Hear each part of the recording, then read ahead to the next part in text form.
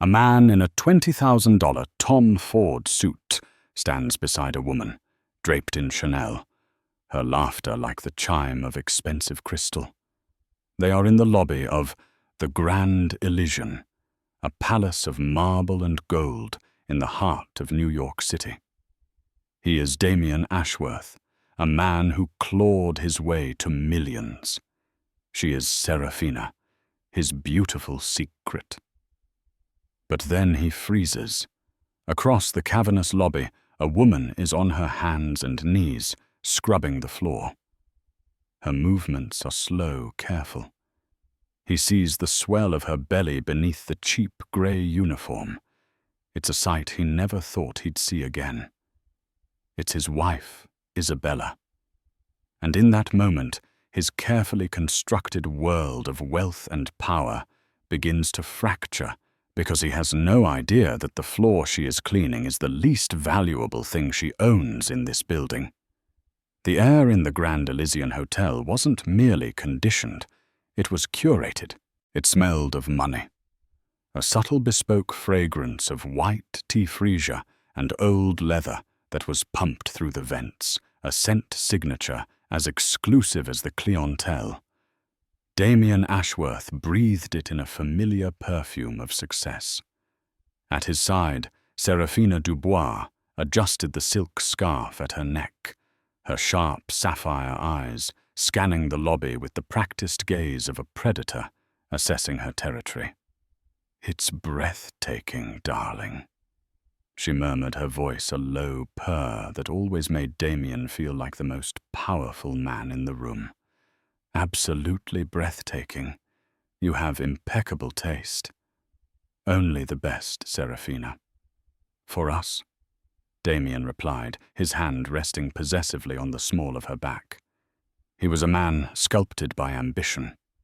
His jaw was tight, his shoulders broad from years of carrying the weight of his own expectations. He had come from a world of cracked pavement and second-hand clothes, a world he had incinerated with ruthless determination. Now his world was Patek Philippe. Watches offshore accounts, and women like Seraphina. Women who were as polished and transactional as his business deals. They were here for the Global Innovators Gala, an event crawling with the kind of venture capitalists and tech moguls Damien needed to court for his latest acquisition. Ashworth Capital was his baby, his monument, and it was perpetually hungry. Seraphina was an essential part of the performance.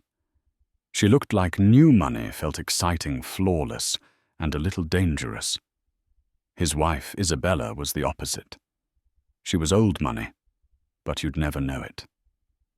Quiet, unassuming, with a gentle soul and a preference for libraries over limousines. He had met her at a university fundraiser. He was the ambitious scholarship kid.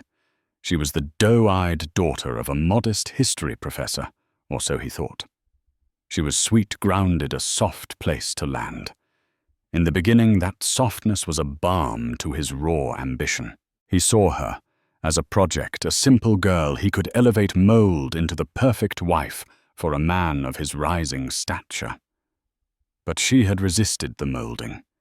She disliked the galas, found the schmoozing distasteful, and preferred volunteering at a soup kitchen to shopping on Fifth Avenue.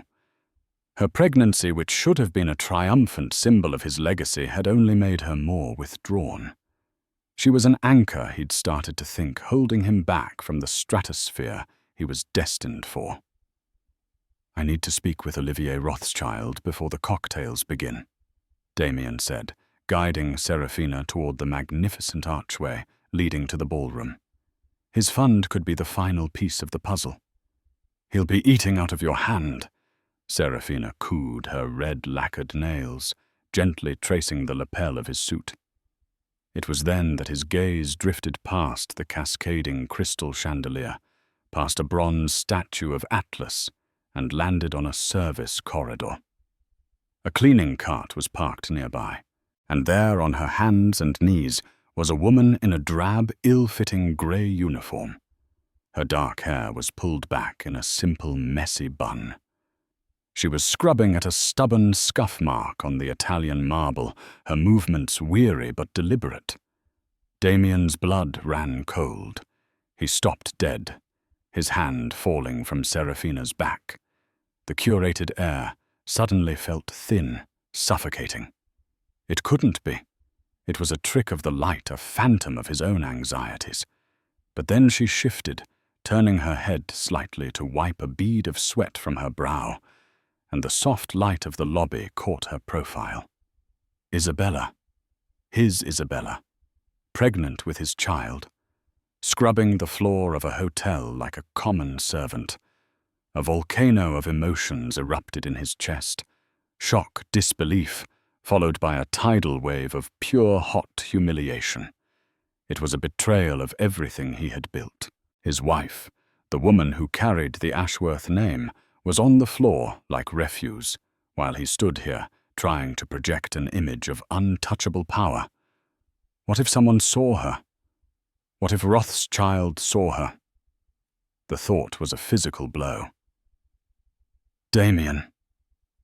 What is it? Seraphina's voice cut through his paralysis. She followed his horrified stare. Who is that? Do you know her? She saw a poor, pregnant cleaner. Her tone was laced with a mixture of curiosity and disdain. Damien couldn't speak. The image was burning itself into his mind. Isabella, who was supposed to be at a prenatal yoga class in their quiet, respectable suburb. Isabella, who had access to a fortune, was here performing the most menial labor imaginable. She looks a little like your wife. Seraphina observed her voice, now sharp with suspicion. She had only seen Isabella in a few photographs, the plain woman in the background of Damien's life. From the photos you have at the penthouse, the word wife from Seraphina's lips was like acid. He felt the judgment in her eyes, the silent calculation. His mistress was witnessing the ultimate crack in his facade, the powerful Damien Ashworth, whose wife was a floor scrubber. The scandal of it, the sheer shame, was nauseating. That's not her. He snapped his voice, harsher than he intended. Don't be ridiculous. But his eyes couldn't lie. He saw the gentle slope of her nose, the curve of her cheek. He saw the simple silver band on her left hand, the wedding ring he had given her now just inches from grime and dirty water. A wave of fury washed over him, eclipsing the shame. How dare she?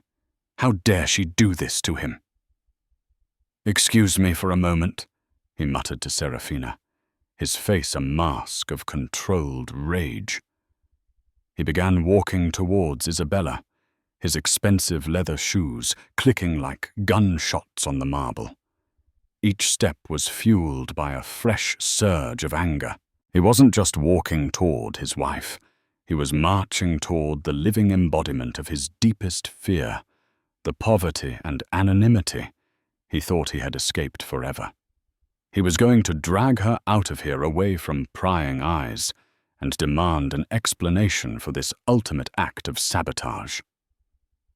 Seraphina watched him go, a slow, predatory smile touching her lips. This was far more interesting than any business deal. The perfect man had a flaw, a deep, dirty secret, and she was the one who was here to see it unravel. The scent Isabella Rossi knew was not the hotel's bespoke fragrance, but the sharp chemical tang of industrial floor cleaner. The feeling she knew was not the plush velvet of the lounge chairs, but the cold, hard marble biting into her knee-paps through the thin fabric of her uniform trousers. For the past 3 weeks, she had not been Isabella Ashworth, resident of a sterile suburban mansion. She had been Bella, the new cleaner on the morning shift, a quiet woman who kept to herself another invisible cog in the great gilded machine of the Grand Elysian. And she was the one who owned the machine. The Rossi Hotel Group was Isabella's inheritance, a legacy forged not in boardrooms, but in the heart of her grandfather Antonio Rossi. He was an Italian immigrant who started with a single modest guest house in Brooklyn and a simple philosophy. A hotel is a home not just for the guests who pay, but for the staff who build it. Take care of your family, and the house will stand forever. He had known every employee by name, from the head chef to the laundry maids. He'd paid for their children's schooling, celebrated their weddings, and mourned their losses. Her father had maintained that ethos. But after his passing, the board, led by a new generation of slick, profit-driven executives, had begun to steer the ship in a different direction. Isabella, as the majority shareholder, sat at the head of the table, but she felt the current pulling against her. Profits were up, but whispers had begun to reach her not through official channels, but through hushed anonymous emails. Complaints of cut hours, denied benefits managers who ruled through fear and a general sense of being disposable. It was a rot starting at the foundation of her grandfather's empire. She had tried to address it from the top down. The executives, particularly a man named Marcus Thorne, the COO, presented her with polished spreadsheets and glowing reports. The complaints were dismissed as the grumblings of a few disgruntled employees. "In a company this size, Ms. Rossi," Thorne had said, with a dismissive smile, "you're always going to have some friction." Isabella knew friction. This felt like a fracture. So she decided to listen to her grandfather's voice in her head. "If you want to know the truth of a house," he used to say, "don't ask the master, ask the mice in the walls." And so she became a mouse. Mr. Abernathy, the general manager of the Grand Elysian, and a man who had been Antonio Rossi's right hand for 40 years, was the only one who knew her true identity. He was a man of impeccable discretion and unwavering loyalty. He had set her up with a fake identity, a locker and a uniform. "Are you certain about this, Miss Isabella?" he had asked, his brow furrowed with concern as he handed her the drab grey tunic. "Especially now, in your condition." "It's because of my condition that I have to be certain, Henry," she had replied, resting a hand on her barely there bump. "I'm not just protecting a company anymore. I'm protecting a legacy for my child. They need to know what their great-grandfather built and why it matters." The work was grueling. Her body, already taxed by the first trimester, ached constantly. Her back was a knot of perpetual pain. But the physical discomfort was secondary to the emotional education she was receiving. She met Maria, a fellow cleaner, a single mother of 2, who was working 2 jobs and was terrified of being fired for taking a sick day when her son had a fever. She heard from the kitchen porters about how their overtime was being systematically shaved off their time cards. She saw the fear in the eyes of a young concierge who was relentlessly berated by a manager in front of guests for a minor mistake. This was the rot. This was Marcus Thorne's friction. Her marriage to Damien was another source of quiet pain. She had fallen in love with his drive, his electrifying energy, the way he looked at the world as something to be conquered. She thought his ambition was a fire to build things. She was slowly realizing it was a fire to consume them. The man who once held her and whispered about building a life together now barely looked at her. His conversations were about market caps and valuations. His touch, when it came, felt like an afterthought. She suspected he was having an affair. There were the late nights, the scent of an unfamiliar perfume on his suits, the way he guarded his phone like a state secret. She had no proof, only a deep, aching certainty in her gut. Part of this undercover mission was an escape, a way to connect with something real and meaningful, while her own home life felt increasingly hollow and false. She thought that by immersing herself in her family's true legacy, She might find the strength to confront the emptiness of her marriage. Today she was scrubbing a particularly stubborn mark near the main ballroom entrance. It looked like tar, probably from the sole of a guest's shoe. Maria was working on the other side of the lobby. "Don't strain yourself, Bella," Maria had called over a few minutes ago. "That one can wait for the buffer machine tonight." "I've almost got it," Isabella had called back with a smile. She liked the feeling of accomplishing a tangible task, of making something dirty clean again. It felt symbolic. Suddenly a shadow fell over her. She looked up, expecting to see a guest needing directions. Instead, she saw a pair of gleaming black leather shoes. Shoes she recognized instantly. Her eyes traveled up the perfectly tailored trousers, past the expensive suit jacket, and to the face of her husband. His expression was one of thunderous, apocalyptic fury. Her heart didn't just drop, it plummeted. Of all the places of all the times, standing just behind him, looking on with feline curiosity, was a stunning woman in a silk dress. The unfamiliar perfume she sometimes smelled on Damien's clothes seemed to radiate from her in a suffocating cloud. In that instant, Isabella's two worlds, the secret undercover world of Bella and the painful, fractured world of her marriage, collided with the force of a car crash. "Isabella!" Damien hissed, his voice a low, dangerous growl that was meant for her ears only. "What in God's name are you doing?" Damien didn't wait for an answer. His hand shot out and clamped around Isabella's upper arm, his fingers digging into her flesh. He hauled her to her feet with a force that made her stumble. A wave of dizziness washed over her, and she instinctively put a hand to her stomach.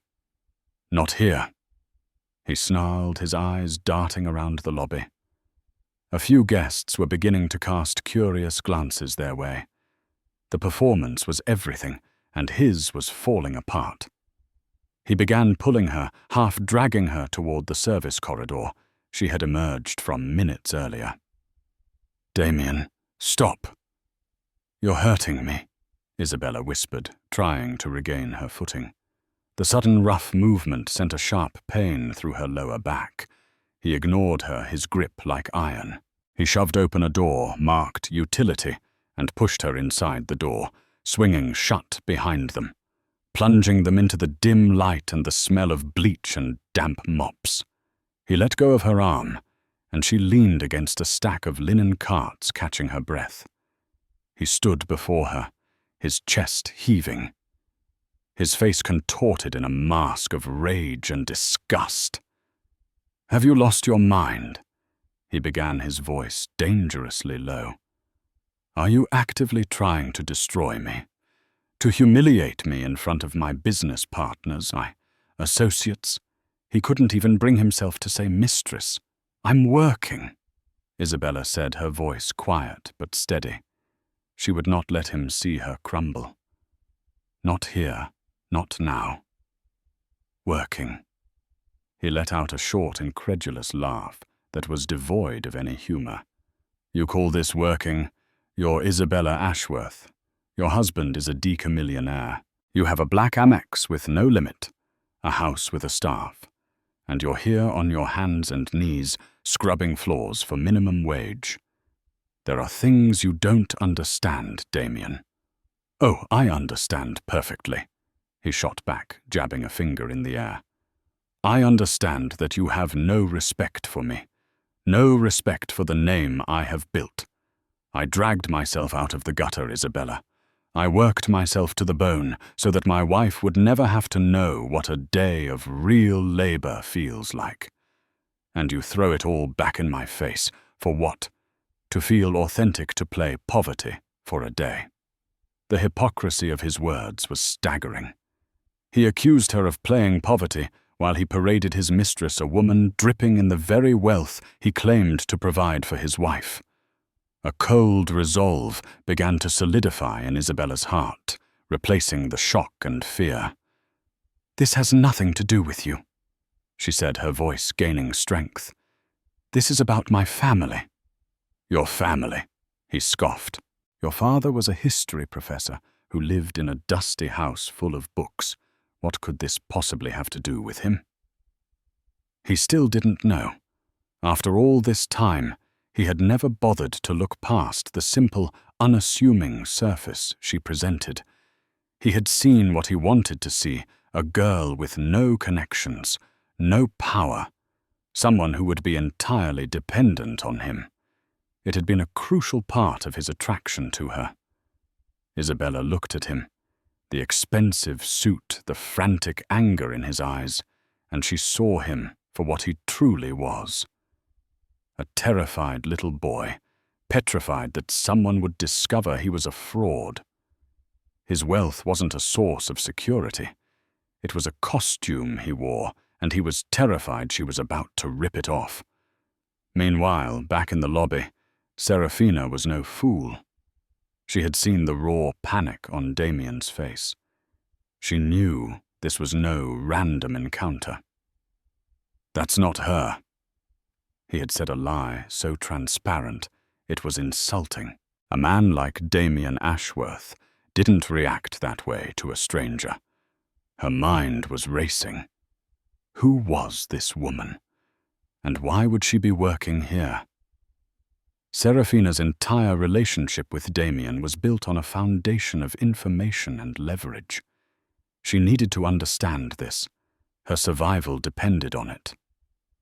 She casually strolled over to the concierge desk, a picture of bored elegance. A young man with a nervous energy and a name tag that read Thomas straightened his tie as she approached. "Excuse me," Seraphina said, leaning in conspiratorially and flashing him a dazzling smile. "My friend just had a rather intense reunion with one of your staff, a pregnant cleaner. I just want to make sure she's all right. Do you know her, Bella, I think?" Thomas looked flustered. "Ma'am, I'm not really supposed to discuss other employees." Seraphina's smile didn't waver, but her eyes turned to ice. She let her gaze drop to the Patek Philippe watch on her wrist, then back to him. "Of course. It's just that Mr. Ashworth is a very important guest. He's here for the gala, meeting with Mr. Rothschild. He gets very concerned about the welfare of the common folk. It's so endearing. He would be so grateful for your discretion." The name-dropping worked. Thomas swallowed hard. "Bella? Yes, she's new. Keeps to herself, mostly. A hard worker. Mr. Abernathy, the GM, hired her personally, which is a little unusual. He normally leaves that to HR. Mr. Abernathy." Seraphina's finely plucked eyebrows rose. "The general manager hiring a cleaner directly." That was an interesting thread. "And what's her full name for our records, of course? Mr. Ashworth likes to be thorough." I believe it's Rossi," Thomas stammered. "Bella Rossi." Rossi. The name echoed in Seraphina's mind. She had a vague recollection of it. While doing her initial deep dive on Damien, she had researched his wife, but the public records were sparse. Isabella's family history was surprisingly private, but the name Rossi, it was connected to something big. She thanked Thomas with another brilliant smile and glided away, pulling out her phone. Her fingers flew across the screen, her search terms precise: Rossi Hotel, New York, Grand Elysian. The search results loaded, and Seraphina's breath caught in her throat. The screen was filled with articles about the Rossi Hotel Group, a multi-billion-dollar global empire of luxury hotels. Founder, Antonio Rossi. Current majority shareholder and chairwoman of the board, his granddaughter Isabella Rossi. The phone nearly slipped from her manicured fingers. It wasn't that the cleaner was Damien's wife. It was that the Grand Elysian, this entire palace of wealth and power, belonged to the cleaner. The woman Damien had just manhandled and dragged into a utility closet owned the very ground he stood on. A slow, venomous smile spread across Seraphina's face. The game had just changed. Damien thought he was the king, but he was just a pawn in the queen's castle. And now she was the only one on his side of the board who knew it. The power dynamic had shifted seismically, and the leverage she now held was immeasurable. Back in the closet, Damien delivered his final cruel blow. "I can't do this anymore, Isabella," he said, his voice cold and final. This circus, your refusal to be the woman I need you to be. I want a divorce." He expected tears. He expected pleading. Instead, Isabella simply looked at him, her gaze clear and unwavering. The resolve in her heart had turned to steel. He had just handed her the key to her own cage. "All right, Damien," she said, her voice betraying no emotion. "If that's what you want." The quiet acceptance stunned him more than any outburst would have. Before he could process it, the door to the utility closet swung open. A security guard stood there, accompanied by the distinguished silver-haired general manager, Mr. Abernathy. "Is everything all right here?" Mr. Abernathy asked, his polite tone layered with authority. His eyes, however, were fixed on Damien's hand, which was still gripping Isabella's arm. He then looked at Isabella with a gaze of pure paternal concern. "Miss Bella, is this man bothering you?" Damien stared at the manager, his mind reeling. The audacity. "This is my wife," he spat out. "This is a private matter." Mr. Abernathy's expression didn't change. "Sir, in this hotel, any staff member who is being harassed by a guest, regardless of their relationship outside these walls, becomes a hotel matter. Please release her. Now." The confrontation was escalating, drawing a small crowd in the corridor. It was a nightmare. Damien, flustered and cornered, let go of Isabella's arm as if it were burning him. He saw Seraphina approaching her face a mask of faux concern, but he could see a glint of something else in her eyes. Triumph. He had no idea how right he was. She knew his secret, and she knew Isabella's, and she was about to watch him immolate himself on the altar of his own arrogance. The Grand Elysian's Imperial Ballroom was a symphony of opulence. Ceilings frescoed with neoclassical angels soared 3 stories high, from which hung 3 of the most magnificent baccarat crystal chandeliers ever commissioned. The tables were draped in heavy damask linen, set with Christoffel silver and Waterford crystal. The air hummed with the low murmur of 100 conversations, each one representing billions of dollars in capital influence and power. Damien Ashworth stood near the main stage, a flute of vintage Dom Perignon in his hand. He was trying to regain his composure to paste the mask of unflappable confidence back onto his face. The confrontation in the service corridor had rattled him more than he cared to admit. Isabella's calm acceptance of a divorce was unsettling, and the intervention of the hotel manager was a public humiliation he was struggling to compartmentalize. "Are you all right, darling?" Seraphina asked, appearing at his side. She placed a cool hand on his arm, her expression a perfect portrait of concern. "You look pale. Did you sort things out with your wife?" "It's handled," Damien said curtly, taking a large gulp of champagne. "She's an embarrassment. It's over." He looked around the room, spotting his target. "There's Rothschild, and look, he's with William Sterling." William Sterling was an old money titan, a board member of several multinational corporations, and a legendary investor known for his shrewdness and his obsession with corporate integrity. Getting Sterling on board would be an even bigger coup than landing Rothschild. "This is it, Seraphina," Damien whispered, his eyes gleaming with renewed ambition. "This is the deal that puts Ashworth capital into the stratosphere. Watch and learn." Seraphina watched, but not him. Her eyes drifted around the room.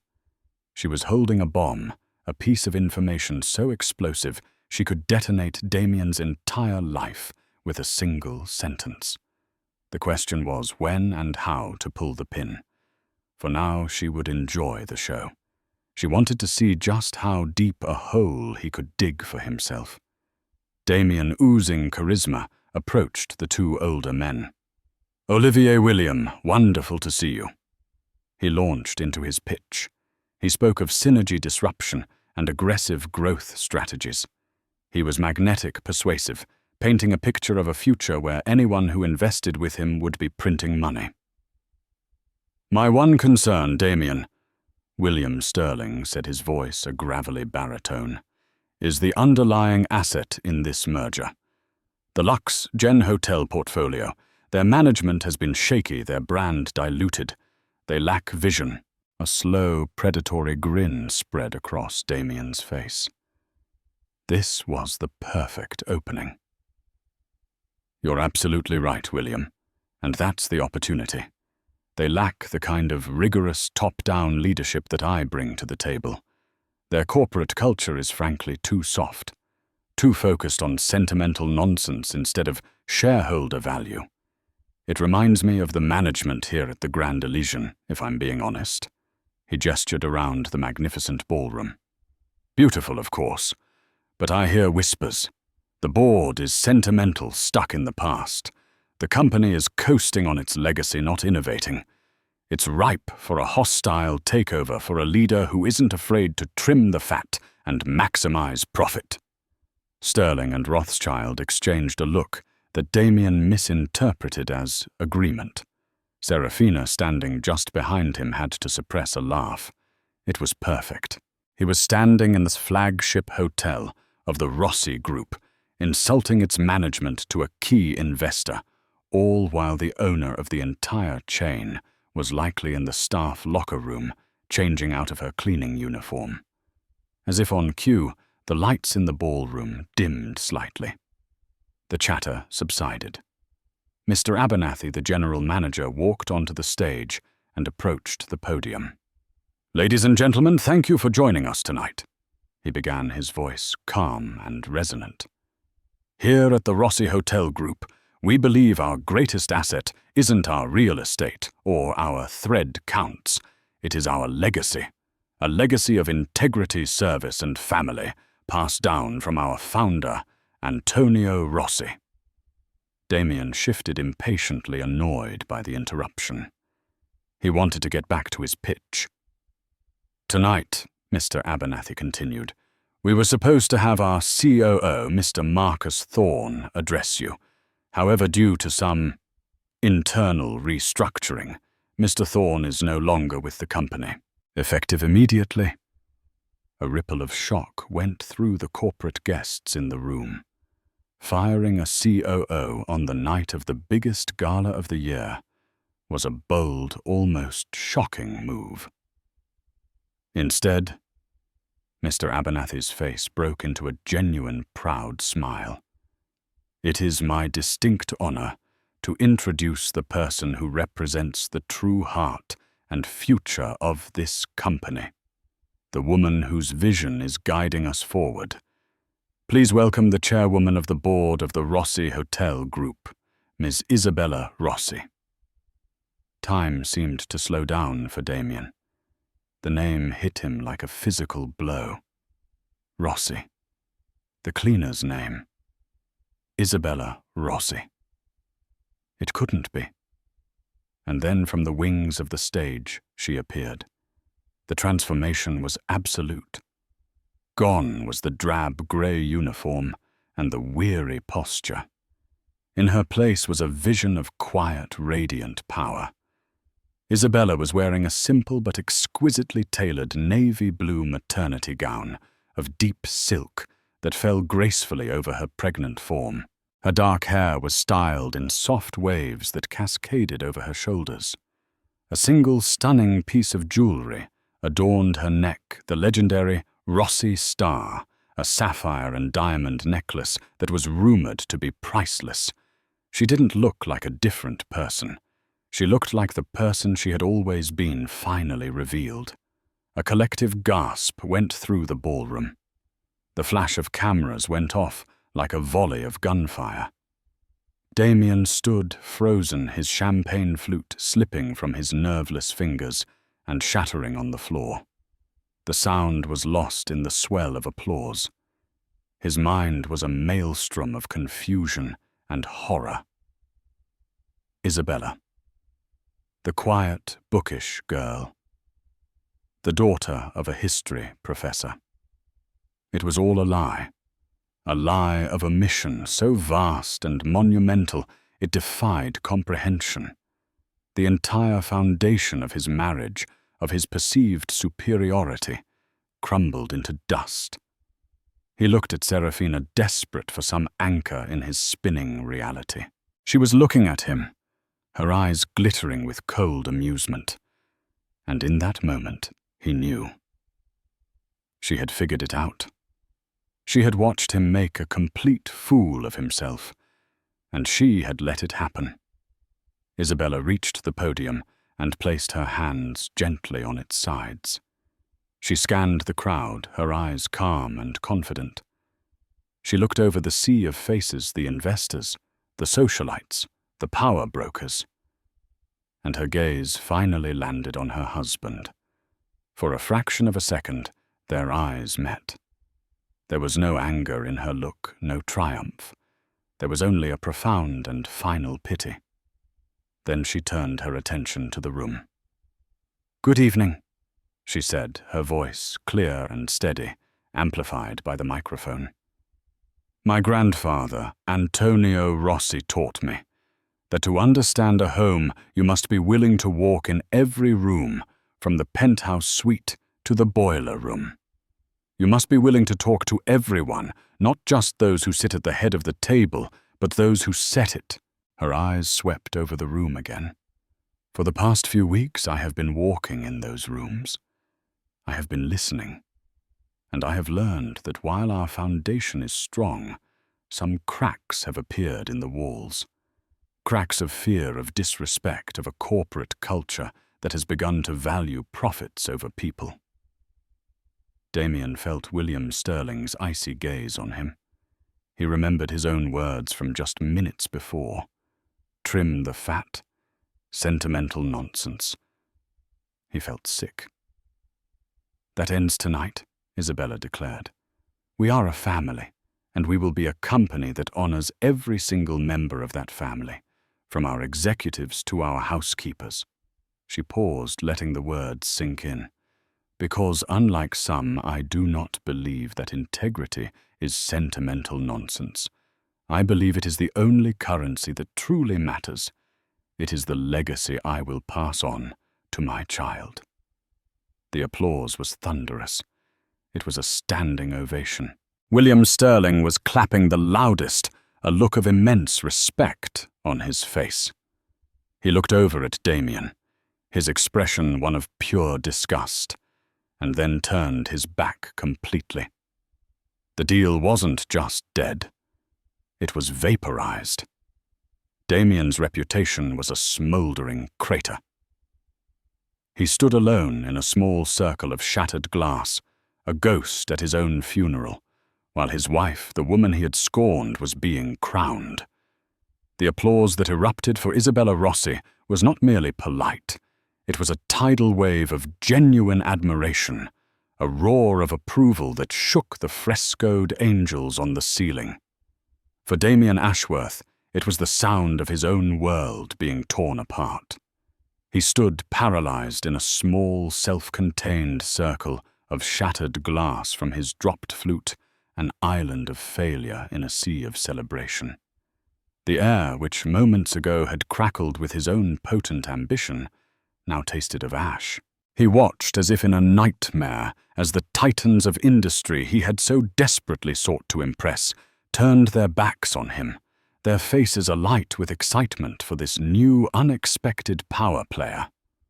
They swarmed the stage. Not him. He saw Olivier Rothschild, the man whose capital was meant to be his final stepping stone, lean over and say something to a colleague, gesturing vaguely in Damien's direction, before laughing dismissively. The gesture was a stiletto to the ribs. More painful still was the sight of William Sterling, the old money patriarch, whose respect Damien had craved like a drug, approached Isabella with a warmth reserved for cherished family. "Isabella, that was magnificent." Sterling's deep voice boomed, easily audible, over the subsiding applause.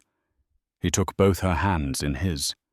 "I knew your grandfather for 30 years.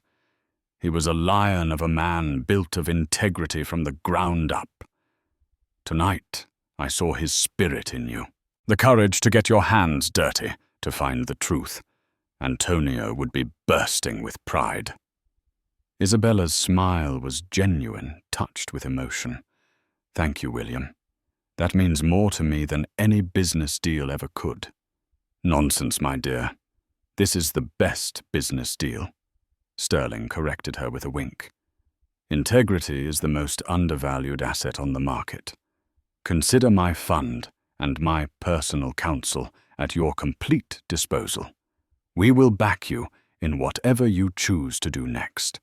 The world needs more leaders like you, and fewer opportunists." His final word was delivered with a brief, withering glance in Damien's direction. It was a public execution delivered with the casual grace of the truly powerful.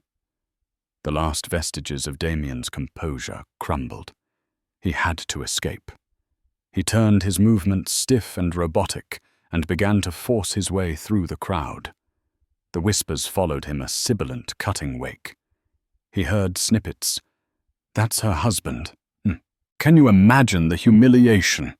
Heard him bad-mouthing the hotel just minutes before. Every word was a fresh lash of the whip. His phone vibrated in his pocket. He imagined it was 100 messages, a cascade of questions and mockery. He couldn't look. He just needed air. He finally broke free into the cavernous, cool expanse of the lobby. It was mostly empty, a grand, silent testament to the empire he had just discovered he had no claim to. He leaned against a marble pillar, his breath coming in ragged gasps, his heart hammering against his ribs. His mind, usually a sharp, orderly machine of calculations and strategy, was a chaotic storm. He saw flashes of his past, the cramped, damp apartment of his childhood, the worn-out look on his mother's face as she counted pennies, the shame of wearing second-hand shoes. He had built his entire life as a fortress against those memories. Now the walls were tumbling down, and the ghosts were pouring in. He fumbled for his phone, his hands trembling. He needed an anchor. He needed Seraphina. Her cold, pragmatic ambition felt like the only thing that made sense in this swirling vortex of chaos. He dialed her number. It rang once, then clicked directly to voicemail. The automated, impersonal voice on the other end was a slap in the face. She had already blocked him. A moment later, his screen lit up with a single text message notification. From her. His thumb shook as he opened it. "A valuable lesson, Damien. Always do your due diligence. Your wife's assets are legendary, but it seems you never made it onto her balance sheet. I don't invest in companies or men facing a hostile takeover from within. This is where I divest. Goodbye." It was a clinical, brutal severing. He was no longer an asset, so he was liquidated. He stared at the screen, the words blurring through a sudden film of hot, angry tears. He had been so sure she was a reflection of his success, but she was only ever a mirror, and now it was showing him the truth of his own pathetic reflection. He was worthless to her. "Damien." The voice was quiet, yet it cut through his spiraling panic like a surgeon's scalpel. He looked up, wiping his eyes with the back of his hand, in a gesture that felt foreign and weak. Isabella stood 20 feet away, flanked by the ever-present, ever-loyal Mr. Abernathy. The gala's noise was a distant hum, granting them a strange, stage-lit privacy in the opulent lobby. "What do you want?" he croaked, his voice hoarse. "Have you come to collect your pound of flesh, to watch me bleed a little more?" "No," she said, her expression holding not triumph, but a profound and weary sorrow that was somehow more damning. "I truly never wanted this. I was going to tell you everything to ask for the divorce in private. Tonight, after the gala." She sighed a deep, painful breath. "Your cruelty in that closet had forced my hand. You created this scene, not me. You lied to me," he accused, his voice rising with desperation. "For years you let me believe you were this simple, helpless little thing. Was it all a game, a secret test you could lord over me? I have never not once lied to you." She stated, her voice as solid and unyielding as the marble beneath their feet. "Everything I ever told you was true. I am a quiet person. I do prefer books to parties. My father was a history professor who loved his work. Those are all parts of me. You just chose to believe they were the only parts. You never asked about my mother's family. You never inquired about the Rossi name. Why? Because a wife with no connections, no power of her own was what your ego required. You didn't fall in love with me, Damien. You fell in love with a story you told yourself about me." She took a measured step forward, her gaze unflinching. "Do you remember 2 years ago, when I drafted a proposal for a charitable foundation to provide scholarships and emergency aid to hospitality workers? I was so excited to show it to you." He stared at her blankly. The memory was vague, unimportant. "You glanced at the cover page and called it a cute little hobby," she reminded him, her voice sharp with the memory of the sting. "You told me I should focus on redecorating the guest wing. You dismissed my passion as a trifle because it didn't involve social climbing or acquiring more wealth. You were so busy looking up at the sky you wanted to conquer, you never thought to look at the woman standing right next to you." The truth of her words was devastating, dismantling his rage and leaving only a hollow ache. "The divorce you demanded," she continued, her tone shifting to one of cool finality, "has been accepted. My legal team, the best in the country. I assure you will be in touch with your lawyer in the morning. I expect this to be swift and clean." A new, more practical terror began to dawn on him. "The penthouse," he stammered. "The house in the Hamptons. The art collection. The penthouse is a corporate asset of the Rossi Group reserved for the Chairwoman. The Hamptons estate has been in my mother's family for a century. The art was purchased from the Rossi family trust." She answered each sentence a precise, clean cut. "They are not, nor have they ever been, marital property." He felt the blood drain from his face. "So what is mine?" he whispered. "Ashworth Capital is yours, Damien," she confirmed.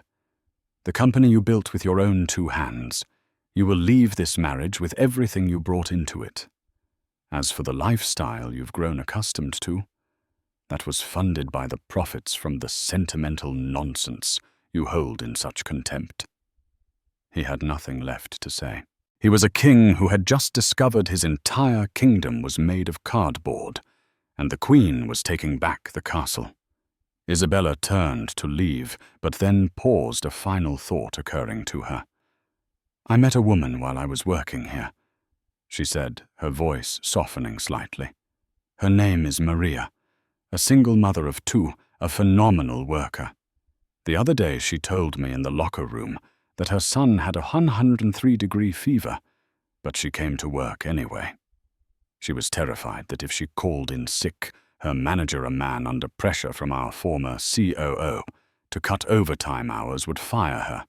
She was literally choosing between her job and her sick child. She looked Damien directly in the eye, letting him see the full weight of her conviction. This afternoon I called Maria into Mr. Abernathy's office. I offered her the position of head of housekeeping for this entire hotel. I watched her burst into tears when she saw the salary and the platinum-level health benefits package. She will never have to make that impossible choice again. That Damien, she concluded, placing a gentle protective hand over her pregnant belly, is a return on investment. That is what a real legacy looks like. With that final devastating pronouncement, she turned and walked away, her posture erect, her future certain. Mr. Abernathy gave Damien one last look of profound pity and followed his queen. Damien was left alone in the vast, echoing lobby, a trespasser in the ruins of a life he now understood was never truly his. The months that followed were a study in contrasts. Isabella Rossi, the undercover heiress, became a global sensation, but she eschewed the celebrity channeling the media attention back toward her mission. She instituted the Antonio Rossi Scholarship Fund for the children of all Rossi Group employees. She implemented a new Voice of the Family system, an anonymous and heavily protected channel for any employee to report ethical concerns directly to her office. The company, once seen as a staid institution, was now hailed as a paradigm of modern compassionate capitalism. Its stock value more than doubled. Damien's downfall was just as swift, but far quieter. His reputation was irrevocably tarnished. He was the man who had failed to see the diamond in his own house, the fool who had insulted his own benefactor. Banks saw him as a liability, investors as a joke. Ashworth Capital starved of new capital, and hemorrhaging clients withered on the vine. Within 18 months, he was forced to sell its remnants for pennies on the dollar. He vanished from the world of galas and glass towers, trading his penthouse view for a generic apartment in a featureless suburb, a prisoner of the very mediocrity he had spent his life trying to outrun. 6 months after the gala, Isabella gave birth to a healthy, beautiful baby girl. She held her in her arms in the quiet of the hospital room, looking down at the tiny, perfect face. This was her true north, her real legacy. She named her Antonia. Sometimes late at night in her warm Brooklyn brownstone, a home filled with books, laughter, and the smell of baking. Not the cold silence of a mansion, she would stand by the window with her sleeping daughter in her arms. She would look out across the river at the glittering Manhattan skyline. Her eyes would always find the soft, welcoming glow of the Grand Elysian. She had descended into its depths, seeking to cleanse her family's legacy, and in the process had cleansed her own life. She had learned that strength wasn't about the walls you build to keep others out, but the bridges you build to let them in. She was Isabella Rossi. Not a wife, not a victim, not a secret. Just a woman, a mother and a queen in a castle she had rebuilt, stone by loving stone. And so the story of Isabella Rossi and Damien Ashworth comes to a close. It's a powerful reminder that what we see on the surface is often just a fraction of the truth. A person's worth is not defined by their clothes, their job, or the opinions of others, but by the strength of their character and the courage in their heart.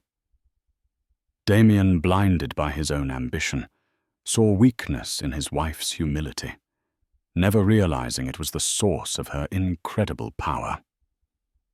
Isabella, in turn, had to walk through the fire of betrayal and humiliation to reclaim not just her family's company, but her own soul, proving that the greatest empires are built on a foundation of kindness and integrity. What did you think of Isabella's ultimate power move? Do you think Damien got what he deserved? Let us know your thoughts in the comments below. If you were moved by this story of justice and empowerment, please give this video a thumbs up. Share it with someone who needs to hear it, and don't forget to subscribe to our channel for more real-life stories that will inspire and surprise you.